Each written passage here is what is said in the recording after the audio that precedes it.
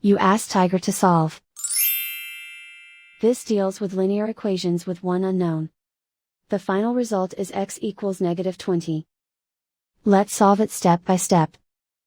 Simplify the expression. Expand the parentheses. Simplify the arithmetic. Group like terms. Multiply the coefficients. Group all x terms on the left side of the equation. Subtract 8x from both sides. Simplify the arithmetic. Group like terms.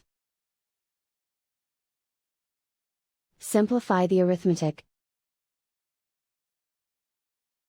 Isolate the x. Divide both sides by 4. Simplify the fraction.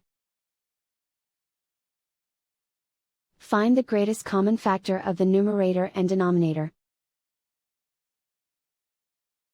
Factor out and cancel the greatest common factor.